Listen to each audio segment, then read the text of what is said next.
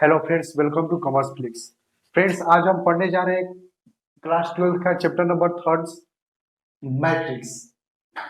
सबसे पहले हम देखेंगे इस चैप्टर में मैट्रिक्स में कि इंट्रोडक्शन ऑफ मैट्रिक्स जो ये वर्ड्स मैट्रिक्स आया, कैसे आया, इस वर्ड का सबसे पहले कब यूज किया गया, इसको मतलब इसका इन्वेंशन कब हुआ, और कब इसका यूज किया गया, और इसके बाद में इसका देखेंगे डेफिनेशंस, और उसके बाद में देखेंगे इसका टाइप्स ऑफ मैट्रिक्स। तो सबसे पहले देखते हैं हम कि सबसे पहले जे जे सिल्वेस्टर एक वैज्ञानिक थे जिन्होंने 1800 ईस्वी में सबसे पहला वर्ड्स यूज किया मैट्रिक्स। सबसे पहला वर्ड्स यूज किया उन्होंने। जे जे सिल्वेस्टर एक वैज्ञानिक थे जिन्होंने सबसे पहला वर्ड्स यूज किया मैट्रिक्स का 1800 एंड आफ्टर दैट इसके बाद 1858 में 1858 में इन 1858 1858 एक वैज्ञानिक थे जिनका नाम था ऑर्थर केली, जिनका नाम था ऑर्थर ऑर्थर केली, जो उन्होंने सबसे पहले इन्वेंशन किया कि theory of matrix. Theory of matrix सबसे पहले जो जैसे हम मैट्रिक्स में आगे पढ़ेंगे कि डेफिनेशंस क्या है मैट्रिक्स के कितने टाइप्स होते हैं, मैट्रिक्स का क्या यूज है हमारा, तो वो सब चीजें, वो सारी बातें जो थी उन्होंने, ये ऑर्थर केली साहब ने 1858 में यूज किया। और उसने जो उन्होंने वर्ड्स यूज किया, उन्होंने सब उसका नाम दिया उन्होंने थ्योरी ऑफ मैट्रिक्स। तो ये था हमारा मैट्रिक्स का इन्वेंशन। अब इसमें बहुत सारे हमारे से हमारे वैज्ञानिक हुए, जैसे कुछ जर्मनी के थे, कुछ इटालियन थे, कुछ अमेरिकन वैज्ञानिक भी थे। तो इसका जो हिस्ट्री है, जो मैट्रिक्स का हिस्ट्री है, वो बहुत काफी लंबा है, तो उतने अब डीप में नहीं जाएंगे। लेकिन जो वर्ड्स सबसे पहले यूज किया गया मैट्रिक्स का, वो 1800 में। और जो थ्योरी ऑफ मैट्रिक्स यूज किया, मतलब अब कह सकते हैं कि इसके बाद मैट्रिक्स का यूज होने लगा साइंस फील्ड में, कॉमर्स फील्ड में, और आजकल के जमाने में मतलब हर एक फील्ड में मैट्रिक्स का यूज है। इकोनॉमिक्स एरिया में भी मैट्रिक्स का यूज है। तो हर एक जगह पे इस मैट्रिक्स का यूज है। अब आफ्टर दैट हम देखते हैं definition of matrix. What is definition of matrix? Definition matrix का क्या होता है?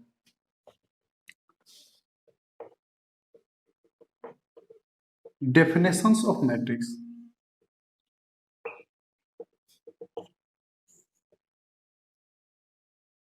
देखते हैं definitions of matrix. A set of mn number, a set of mn number arranged in rectangular form,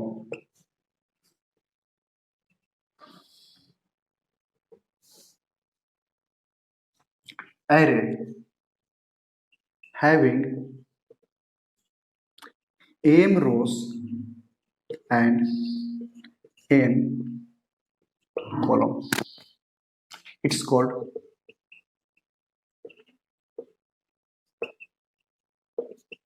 matrix.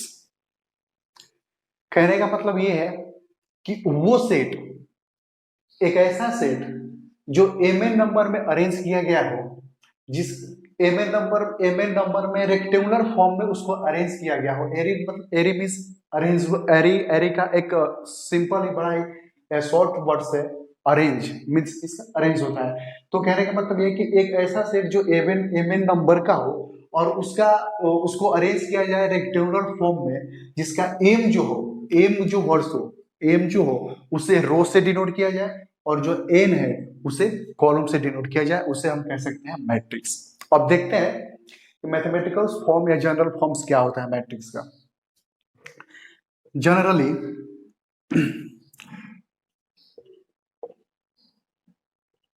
Generally written a matrix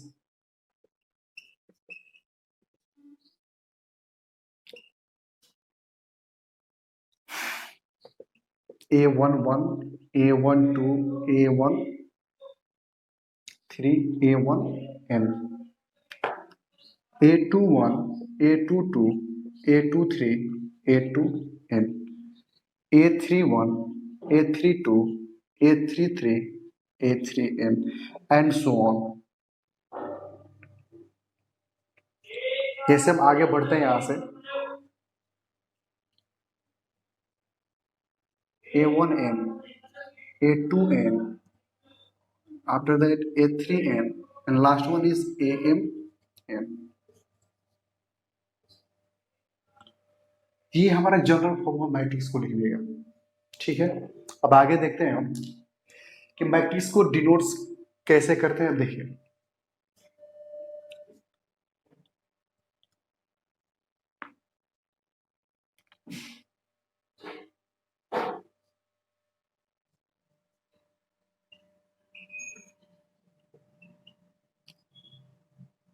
sorry, हम ये कह सकते हैं कि matrix generally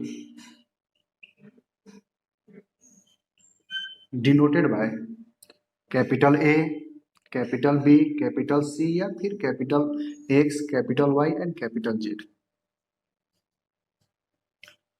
and science of matrix, sign of matrix, हम इसको sign से भी डिनोट कर सकते हैं, साइन से भी डिनोट कर सकते हैं, लेकिन जनरली क्या होता है कि जनरली मैट्रिक्स को हम इसी साइन में डिनोट करते हैं, और डिटर्मिनेंट्स को, क्योंकि एक ही साइन से हम दोनों को डिनोट नहीं कर सकते। इसका अगला चैप्टर होगा, हम लोग पढ़ेंगे इसका अगला चैप्टर, मैट्रिक्स के बाद में इसका अगला चैप्टर हम लोग पढ़ेंगे, वो होगा डिटर्मिनेंट। तो और उसको जनरली, और डिटर्मिनेंट्स को जनरली हम इस साइन से डिनोट करते हैं। मैट्रिक्स को हम कैपिटल लेटर से डिनोट कर सकते हैं, करते हैं। तो A इक्वल टू, जैसे मैंने बताया कि A11 A12 A13 A21 A22 A23 A31 A32 A33 and so on, A1N A2N and AMN। इसको यहां ले लेते हैं, ये बराबर, देखते हैं।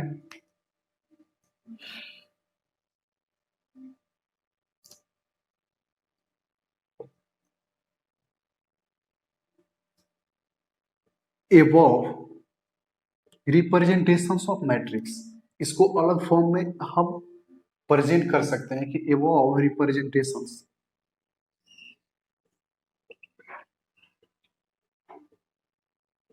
प्रेजेंटेशंस ऑफ मैट्रिक्स, पूरे ये जो पूरा का पूरा, ये जो पूरा का पूरा जो हमारा, ये जो पूरा का पूरा हमारा, ये जितने सारे हमारे पास ये जो A11 A12 A13 A21 A22 A3 A23, तो ये जितने सारे हैं, ये क्या है हमारे, ये एलिमेंट्स है, ये क्या है हमारे एलिमेंट्स है, ये हमारे मैट्रिक्स के, ये पूरा का ये जो पूरा ये जो मैट्रिक्स है हमारा, ये सारे जो है A11 A21 A13 A12 A13, ये सारे हमारे एलिमेंट्स है मैट्रिक्स का। तो इसको हम एक अलग तरीके से, एक अलग फॉर्म में रिप्रेजेंट कर सकते हैं कि पूरा जो मैट्रिक्स है उसको हम लिख सकते हैं कि A, और ये जो हमारे एलिमेंट्स है A11 A12 A13 A21, तो इसको A और I J से डिनोट कर सकते हैं, करते हैं AI J से। और ये जो फॉर्म, ये जो है, और ये हमारा रो कहलाता है, रो, और ये जो है हमारा कॉलम है। हम कह सकते हैं कि A1 2 3 N और A2 1 2 3 M। तो A1 और M क्रॉस N, यहां पर भी होता है हमारा M cross N, where I equal to 1 2 3 n and j equal to 1 2 3 m। अब जैसा मैंने पहले बताया आपको कि A11 A12 A13 A21 A22 A23, so these are the element of a matrix, you can say these are the element of a matrix। कह सकते हैं कि A11 A12 A3 and A21 A22 A23 और A31 A32 A33, these are the elements of a matrix। ये हमारे matrix के elements हैं। तो कभी भी हम मैट्रिक्स को कंस्ट्रक्ट करते हैं उसको लिखते हैं। जैसे मान लो जनरली नॉर्मल क्वेश्चन में दे देता है, जैसे मान लो 2x2 का मैट्रिक्स हम कंस्ट्रक्ट करें। 2x2 का मतलब ये होता है कि ये m जो डिनोट करता है रो को और n जो कॉलम।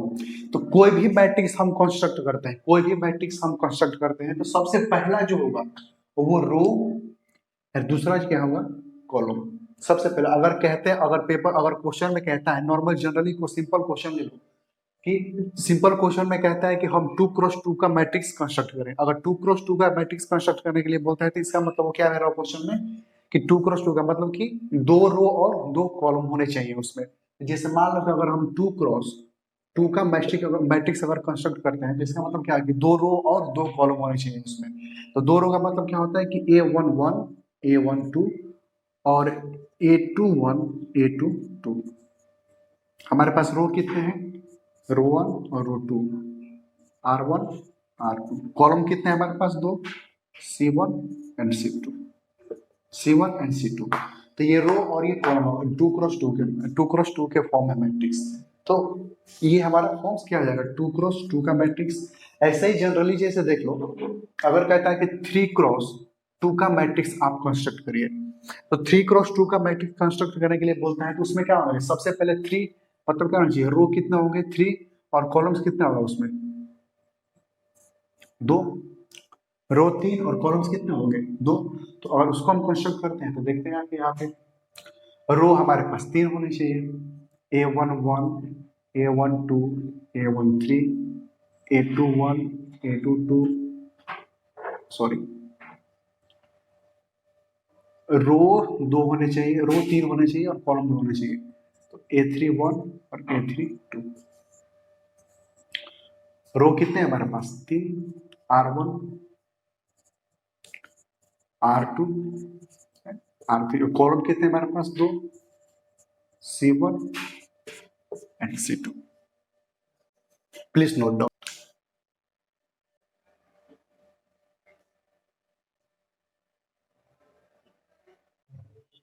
पिछला वीडियो में मैंने आप लोगों को कॉन्सेप्ट क्लियर करवा दिया था। अब देखते हैं इस वीडियो में एक एग्जांपल लेते हैं मैट्रिक्स का, ठीक है। देखते हैं, जैसे पिछले मैंने बताया कि मैट्रिक्स का जनरल फॉर्म क्या होता है, मैट्रिक्स का जनरल फॉर्म क्या होता है, उसको कैसे राइट करते हैं। अब देखते हैं यहाँ पे एग्जांपल ले लेके थोड़ा बहुत उसको समझने की कोशिश करेंगे। छोटे मतलब उसे मतलब बेसिक से मैं क्वेश्चन स्टार्ट करने वाला हूँ मैं, कि बेसिक्स जो मैट्रिक्स का जो बेसिक कॉन्सेप्ट है वो तो मैंने समझा दिया आपको। अब यहाँ से मैं बेसिक क्वेश्चन लेकर के चलूंगा कि बेसिक क्वेश्चंस क्या है इसके मैट्रिक्स के। तो चलिए आकर के देखते हैं हम आगे। कहता है कि ए इक्वल टू सॉरी ले लेते हैं कि मैट्रिक्स है हमारा A11 A12 A13 A21 A22 A23 A31 A32 and A33। ये ए मैट्रिक्स हो गया, ठीक है। अब देखते हैं हम, कभी कभी क्वेश्चन में ये दे देगा हमें कि वैल्यू को फाइंड करना होगा सिंपल वे में, कि बेसिक क्वेश्चन है। अब सिंपल वे में दे देगा क्वेश्चन, बोल देगा find the value of A11 A23 A31 A32 A33 ऐसे करके क्वेश्चन मिलेगा। तो बिल्कुल इसमें कोई घबराने वाली बात नहीं है और बिल्कुल ही सिंपल है, इसमें कुछ नहीं करना, हमें ये देखना है। और एक और मैट्रिक्स लेना होगा इसमें, तभी जाकर के क्वेश्चन ये हमारा बन पाएगा। जैसे ये क्या है, मैट्रिक्स क्या है, 3x3 का मैट्रिक्स है। जब ये 3x3 का मैट्रिक्स है तो वैसे ही 3x3 का मैट्रिक्स को कंस्ट्रक्ट करते हैं, देखते हैं। 3 4 6 2 4 3 3 2 1, ठीक है। ए इक्वल टू, अब ये क्वेश्चन में बोल दिया कि A1 और फाइंड द वैल्यू ऑफ, इसका वैल्यू हम फाइंड करेंगे कि A11 A11 A23 A31 A32 A33। तो सिंपल है, A11 ये वैल्यू कह रहा है कि A11 का वैल्यू फाइंड करो। जब A11 का वैल्यू फाइंड करने के लिए बोला है तो सिंपल वे में देखेंगे कि ये जनरल फॉर्म देखेंगे मैट्रिक्स का, कि मैट्रिक्स का जनरल फॉर्म क्या है। अब देखो, अब यहाँ से जो भी हमें क्वेश्चन करना होगा और जो भी हम क्वेश्चन करेंगे, तो क्वेश्चन करने से पहले एक बात हमेशा आप लोग माइंड में अपने सेट कर लेना कि ये जो क्या कहते हैं, ये जो स्ट्रक्चर है मैट्रिक्स का, ये जो फॉर्म है, जनरल फॉर्म है, इसको हमेशा माइंड में रखना कि हाँ A11 A12 A13 A21 A22 A23 A31 A32 and A33, ठीक है, ये होता है। तो जैसे ही क्वेश्चन कहता है कि A11 का वैल्यू फाइंड करो, तो हम देखेंगे कि A11 की जगह पे क्या है हमारे पास, तो A11, तो A11 की जगह पे क्या है 3, तो A11 का वैल्यू क्या हो जाएगा 3। इसे क्वेश्चन कहता है कि A23 का वैल्यू फाइंड करो, A23, तो A23 का जैसे ही वैल्यू फाइंड करने को बोलता है तो देखेंगे कि A23 कहाँ पे, A11 A21 A22 sorry A12 A13 A21 A22 A23, तो A23, तो A21 A22 A23 का वैल्यू क्या है 3। इसके बाद देखेंगे हम कि A31 क्या है, A31 क्या है 3। फिर उसके बाद देखते हैं A31 क्या, सॉरी A31 के बाद क्या है A32 क्या है A32 क्या है 2, और A33, तो A33 क्या है हमारे पास 1। बिल्कुल बेसिक क्वेश्चन है ये, ऐसा पूछता है कि बताओ, ठीक है। जैसे मान लेते हैं कि एक और मैट्रिक्स लेते हैं बी नाम से, 6 5 3 2 1 6 2 2। अब फिर वही क्वेश्चन कह देता है, आप A11 फाइंड करिए, A31 फाइंड करिए, A33 फाइंड करिए, A12 फाइंड करिए, A23 फाइंड करिए, और A31 भी फाइंड कर दीजिए आप, ठीक है। तो क्या देखेंगे, A11 क्या है 6, A31 क्या है 2, A33 क्या है 2, A12 क्या है 5, A23 क्या है 2 3, A21 A22 A23 क्या है 6, A13 क्या है A13 क्या है हमारे पास, ये बेसिक है। इसके बाद मैं अगले टाइप्स के क्वेश्चन को मैं देखता हूँ, please note down.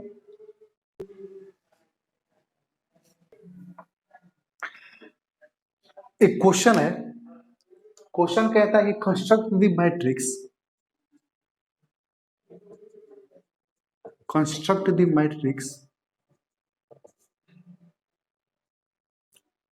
of 2x3। 2x3 कहने का मतलब कि हमारे पास 2 रो होने चाहिए और 3 कॉलम होने चाहिए। तो देखते हैं कि 2x3 का मैट्रिक्स हम कंस्ट्रक्ट करते हैं तो क्या होता है। देखिए 2x3 का मैट्रिक्स हमें कंस्ट्रक्ट करना है। देखिए 2 रो होने चाहिए और 3 मैट्रिक्स होने चाहिए, A11 A12 A13, sorry A11 A12 A13 A21 A22 A23, A equal to हमारे पास कितना है 2x3 मतलब 2 रो है, R1 और ये क्या है R2, ठीक है।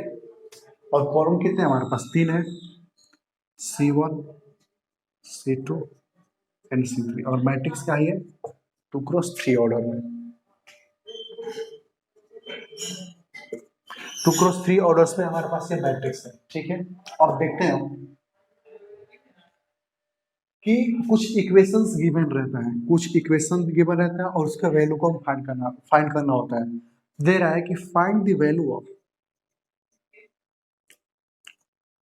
ए i j equal i plus 2j whole square divide by 2, पहला क्वेश्चन। दूसरा क्वेश्चन ये कहता है कि a i j equal to i upon j. तीसरा क्वेश्चन ये कहता है हमारा कि a i j equal to 2y divide by 3j। और चौथा क्वेश्चन कहता है हमारा कि a i j equal to 3i plus 4j divide by 2। ये क्वेश्चन है हमारे पास और इन सब का वैल्यू फाइंड करना होता है। तो सबसे पहले हम देखेंगे, एक बताओ समझ लो कि इसमें i और j, हर एक जगह आई जे, तो मैंने पहले ही बता रखा है कि आई जे का वैल्यू क्या होगा कि 1 2 3 n और j का वैल्यू क्या होगा 1 2 3 m। देख सकते हैं, हम देखेंगे इस एग्जाम्पल। देखो क्वेश्चन में क्या है कि A11 यहाँ एलिमेंट क्या है, मैंने पहले बता रखा है कि these are the element of the matrix. ये क्या है, ये सारे के सारे एलिमेंट्स है। तो ये एलिमेंट्स हैं, तो देखेंगे क्या कि A11 जो पहला एलिमेंट है, मतलब कि पहला रो और पहला कॉलम, मतलब कि I इक्वल टू भी 1 और J इक्वल टू भी 1, ठीक है। अब जैसे लेकर के चलते A12 देखते हैं हम कि A12 मतलब क्या कि A मतलब I और J, तो AI इक्वल टू फिर 1 और J इक्वल टू फिर 2, सिंपल। फिर देखते हैं कि A21 देखते हैं, A21 देखते हैं, तो फिर AIJ, तो पहले I, तो I इक्वल टू 2 और J इक्वल टू 1। सिंपल है, थोड़ा सा भी कहीं हिचकिचाने वाली बात नहीं, बिल्कुल ही इजी चैप्टर है, very very easy chapter. A23 देख लो, A23 I इक्वल टू 2 और J इक्वल टू 3, और इसी के बेस पे ये सारे क्वेश्चंस करने होते हैं। ये सेकंड टाइप्स के क्वेश्चन है, वो पहला टाइप्स तो मैंने बता दिया कि मैट्रिक्स कंस्ट्रक्ट करने के लिए बोल देगा, जिसमें बोल देगा कि 3x3 ऑर्डर में आप मैट्रिक्स को कंस्ट्रक्ट कर लीजिए, या फिर 2x2 ऑर्डर में आप मैट्रिक्स को कंस्ट्रक्ट कर लीजिए, या फिर 4x3 के ऑर्डर में आप मैट्रिक्स को कंस्ट्रक्ट कर लीजिए। तो 3x3 में क्या होगा कि 3 रो और 3 कॉलम होंगे, और 2x2 मैट्रिक्स में कि 2 रो और 2 कॉलम होंगे, और 4 क्रॉस के मैट्रिक्स में 4x3 ऑर्डर के मैट्रिक्स में 4 रो मतलब 4 रो हो जाएंगे और 3 कॉलम हो जाएंगे। तो यहाँ पे देखेंगे सबसे पहला इक्वेशन क्या है कि a i g equal to i plus 2j divide whole square divide by 2। तो देखते हैं कि पहला क्वेश्चन कैसे सॉल्व करेंगे। सॉल्यूशन देखते हैं हम। तो सॉल्यूशन कहता है कि पहला है हमारा कि a i j equal to i plus 2j whole square upon 2। तो देखते हैं कि ए आई जे मतलब, अब देखो अब ये होता है कि अब ये जो इक्वेशन गिवन है, ये जो क्वेश्चन में इक्वेशन दिया हुआ है कि ए आई जे, तो इस इक्वेशन में जितने सारे एलिमेंट्स होंगे मैट्रिक्स के, यहाँ पे एलिमेंट्स कितने हैं हमारे पास 2x3, तो मैंने पहले बता रखा है कि एलिमेंट्स का वैल्यू फाइंड करने के लिए m क्रॉस n का जो वैल्यू होगा वही हमारे एलिमेंट्स का वैल्यू होगा। तो m क्रॉस n मतलब 2x3 इक्वल टू कितना होगा 2x3 इक्वल टू 6, और ये हमारे एलिमेंट्स नंबर ऑफ एलिमेंट्स हो गए। तो 6 एलिमेंट्स हो गए हमारे पास, 1 2 3 4 5 6, और ये 6 एलिमेंट हो गए हमारे पास। तो अब क्या होगा कि इन 6 के 6 जितने सारे एलिमेंट्स, इन 6 के 6 सारे एलिमेंट्स को हम इस इक्वेशन में पुट करेंगे और उन सब का वैल्यू फाइंड करेंगे, ठीक है। इन सारे इक्वेशंस में, ये इक्वेशंस में इन सारे एलिमेंट्स को पुट करेंगे और उनका वैल्यू फाइंड करेंगे, और फिर एक अलग से नया मैट्रिक्स कंस्ट्रक्ट हो जाएगा, एक अलग से नया मैट्रिक्स कंस्ट्रक्ट हो जाएगा। तो देखते हैं कि A11 तो I का वैल्यू 1 और J का वैल्यू भी 1, तो 1 प्लस 2 इंटू 1 डिवाइड बाई 2 ये होल स्क्वायर। A11 कितना हो जाएगा 1 plus 2 whole square divide by 2, तो 3 स्क्वायर डिवाइड बाई 2 9 अपॉन में 2।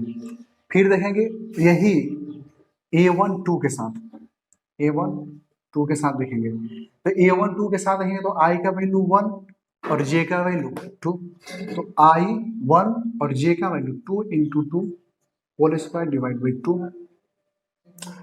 A12 का वैल्यू कितना हो जाएगा 4 + 5, 2 2 जा 4, 4 + 1 5 और 5 सॉरी ये 5 का स्क्वायर करके डिवाइड बाई 2 तो 25 डिवाइड बाई 2। ठीक है।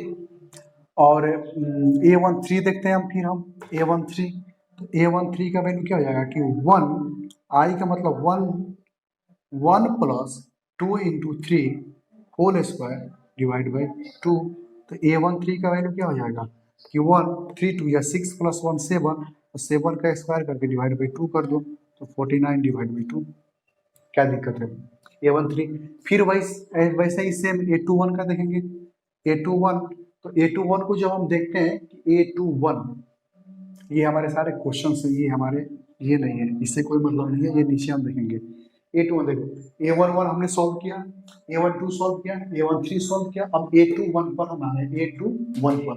और जब हम A21 पर आ गए तो देखते हैं कि I का वैल्यू क्या है 2 और J का वैल्यू क्या है 3। सो 1 2 और 1 तो I अब देखो ये क्या है यहाँ पे I, तो I की जगह पे I का वैल्यू पुट करेंगे, I की जगह पे 2 और J की जगह पे क्या है 2 × J, तो J का वैल्यू क्या है 2 × 1 का होल स्क्वायर डिवाइड बाई 2। तो A21 इक्वल टू कितना हो जाएगा ये 2 1 × 2 2 2 + 2 4 4 16 डिवाइड बाई 2 इक्वल टू 8। फिर A22 A22 करते हैं तो 2 + 2 × 2 whole square divide by 2 and after that 1 2 2 equal 4 + 2 6 और 6 36 डिवाइड बाई 2 मतलब कि 18 और लास्ट वन इज A23। तो A23 कहने का मतलब क्या है कि 2 + 3 × 2 होल स्क्वायर, तो ये कितना हो जाएगा कि 2 और 3 2 जा 6 6 + 2 8 और 8 8 जा 64 तो 64 डिवाइड बाई 2 मतलब कि 32। तो एक नया मैट्रिक्स क्या मिल गया हमें, एक नया मैट्रिक्स मिल गया कि न्यू मैट्रिक्स। हमने एक न्यू मैट्रिक्स कंस्ट्रक्ट कर दिया कि क्या है हमारे पास A11 का वैल्यू क्या है A11 का वैल्यू 9/2 9/2। फिर A12 का वैल्यू क्या है 25/2 तो 25/2। फिर A13 का वैल्यू क्या है 49/2 तो 49/2। फिर A21 का वैल्यू क्या है 8। A22 का वैल्यू क्या है 18। A3 का वैल्यू क्या है 32। तो A = ये वैल्यू मिलकर के आएगा। कोई डाउट हो तो कमेंट सेक्शन में आप सॉरी कमेंट बॉक्स में आप लिख करके बोल सकते हैं, कोई भी डाउट्स हो तो। और अब नहीं समझ में आए तो एक बार वीडियो को पॉज करके देख लेना। बाकी बिल्कुल सेम है, बिल्कुल ही इजी है। वेरी मैंने पहले भी मैं बोल चुका हूँ आप लोगों की very very easy chapters and अभी मैं कह रहा हूँ कि इससे इजी अब 12th क्लास में कोई भी चैप्टर नहीं है, अब इतना समझ लो। तो ये हो गया। अब इसके बाद में फिर मैं सेकेंड नंबर क्वेश्चन करवाता हूँ। अब इसको आप नोट डाउन कर लेना, वीडियो को पॉज करके मैं आगे चलता हूँ।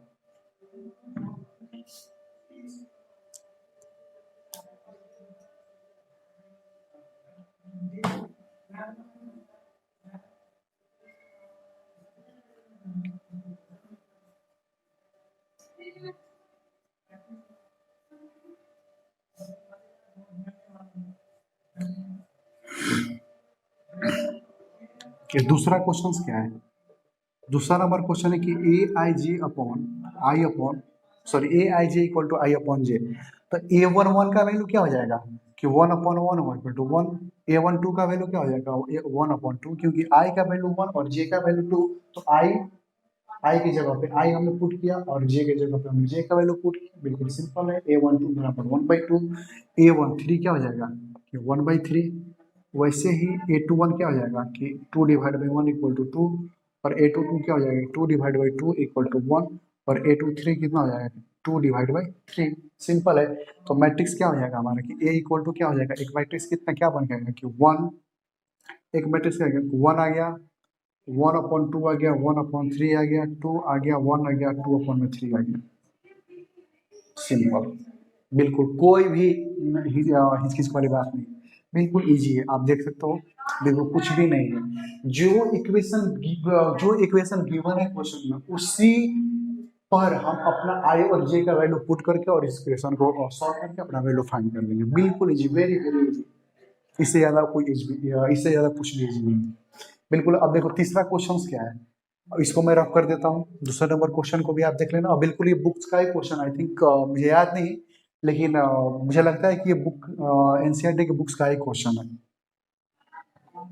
देखते हैं। और अब देखते हैं हम third number question. Third number same है, फोर्थ नंबर क्वेश्चन बिल्कुल सेम है, कुछ करना ही नहीं है।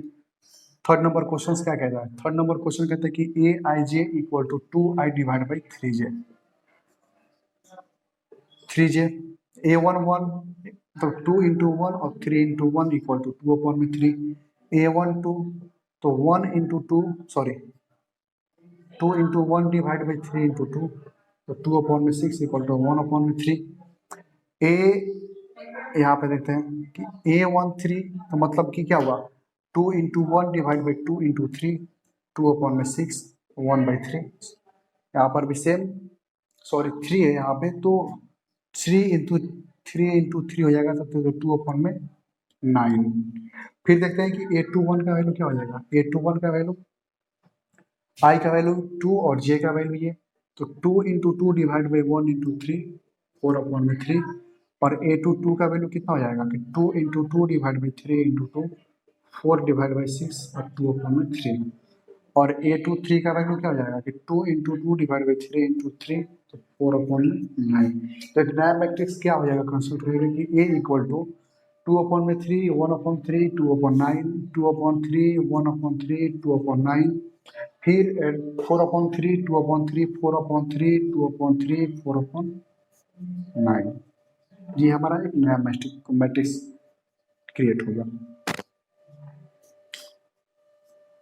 बहुत ही इजी है, बहुत ही इजी चैप्टर है, इसलिए मैं बार बार बोल रहा हूँ। देखते हैं इसका अगला, ये नेक्स्ट इक्वेशन बचा है हमारे पास, last one is 3i + 4j divide by 2। ये सेकेंड टाइप्स का क्वेश्चन है मैट्रिक्स में। पहला टाइप्स मैंने बता दिया वैल्यू, क्वेश्चन में गिवन होगा कि A22 का वैल्यू फाइंड करो, A12 का या A11 का वैल्यू, तो उसके हिसाब से हम कर लेंगे। फिर देखते हैं हमारे पास अब नेक्स्ट क्या है।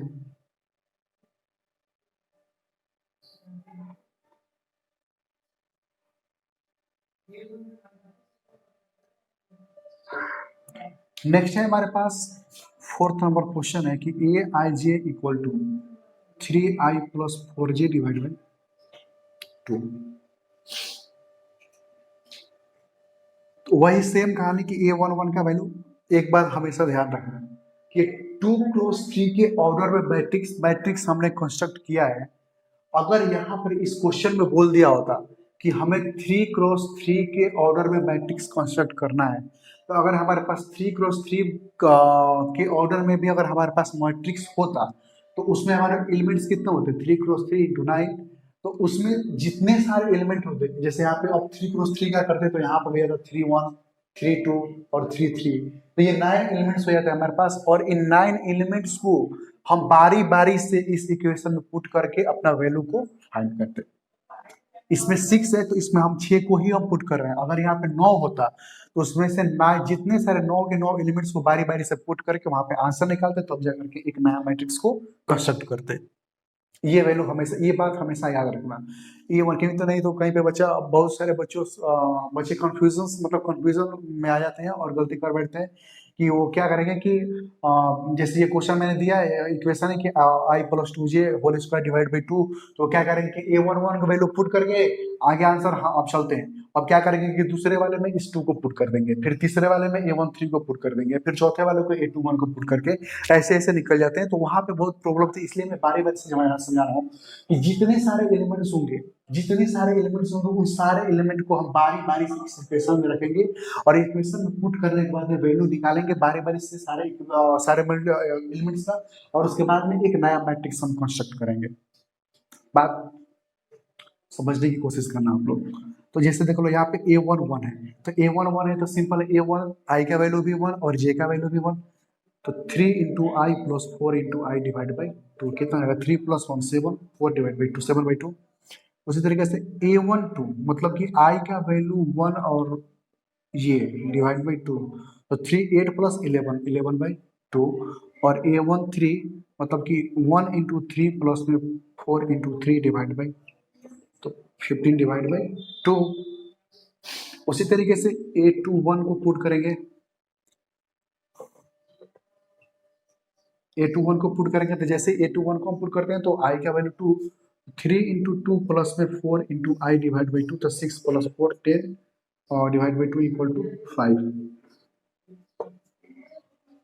और A22 का वैल्यू, का वैल्यू तो 3 into 2 plus 4 into 2 divide by 2, तो 6 प्लस 8 डिवाइड बाई 2, तो 7 आ जाएगा ये वैल्यू। और A23 का वैल्यू तो 2 into 3 plus 4 into 3, 6 plus 12 divide by 2 आ जाएगा 9। तो एक नया मैट्रिक्स क्या हमारे पास आ गया, देखते हैं। A का 7/2 11/2, सॉरी यहाँ पे देख लेते हैं आप, 7/2 11/2 15/2, और ये 5 7 और ये बराबर। तो चारों का चारों इक्वेशन मैंने फाइंड किया, और इस बेस पे अगर कोई भी क्वेश्चन उठ करके आता है तो इससे फालतू नहीं आएगा। अगर आता भी है तो जो इक्वेशन होगा उस इक्वेशन से इस वैल्यू को पुट कर देंगे और अपना आंसर निकाल देंगे। तो ये सेकेंड टाइप, दूसरे टाइप के क्वेश्चन मैट्रिक्स में आज मैंने खत्म करवाया, ठीक है। अब मैं नेक्स्ट लेकर के चलता हूँ, टाइप्स ऑफ मैट्रिक्स। पहले टाइप्स और दूसरे टाइप्स को मैंने करवा दिया, अब हम लेकर के चलते हैं टाइप्स ऑफ मैट्रिक्स। और पहले आप ये इसको नोट डाउन कर लो, फिर मैं आगे बढ़ता हूँ।